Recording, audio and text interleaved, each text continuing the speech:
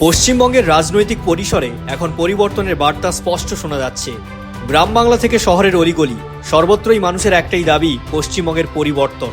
15 বছর ধরে অপশাসনের পথ তৃণমূলের ধর্ণা দেওয়া ছাড়া আর কোনো কাজ থাকবে না, হুঁশিয়ারি দিয়েছেন পশ্চিমবঙ্গ বিজেপির রাজ্য সভাপতি শ্রমিক ভট্টাচার্য। কারণ তৃণমূল দলটাই এবার পুরো ধর্নায় চলে যাবে। তৃণমূল করবে যায় আর কোনোদিন প্রশাসনিক ক্ষমতায় থাকবে না, কারণ এরপর থেকে ধর্না দেওয়া ছাড়া তৃণমূল কংগ্রেসের আর কোনো কাজ থাকবে না।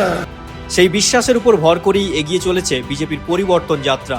আর এই যাত্রার তৃতীয় দিনেও রাজ্যের নানা প্রান্তে দেখা গেল মানুষের বিপুল সমাগম এবং অভূতপূর্ব উৎসাহ। কারণ পশ্চিমবঙ্গের মানুষ বুঝে গেছেন পদ্ম ফুলের কোনো বিকল্প নেই।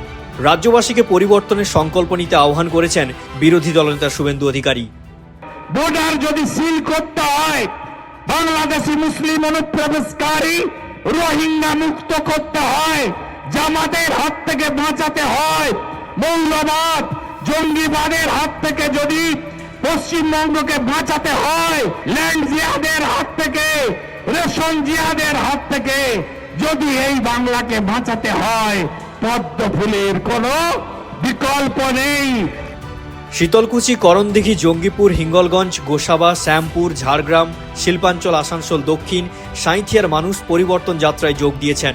মানুষের মধ্যে এক নতুন আশার সঞ্চার হয়েছে যে পরিবর্তনের মাধ্যমে রাজ্যের ভবিষ্যৎ আরও উন্নত হবে।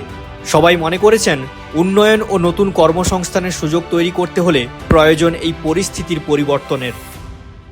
বিজেপির হাতে হোক বাংলায় পরিবর্তন যাত্রা। পরিবর্তনের লক্ষ্যে দলে দলে যোগ দিন। পাল্টানো দরকার, চাই বিজেপি সরকার।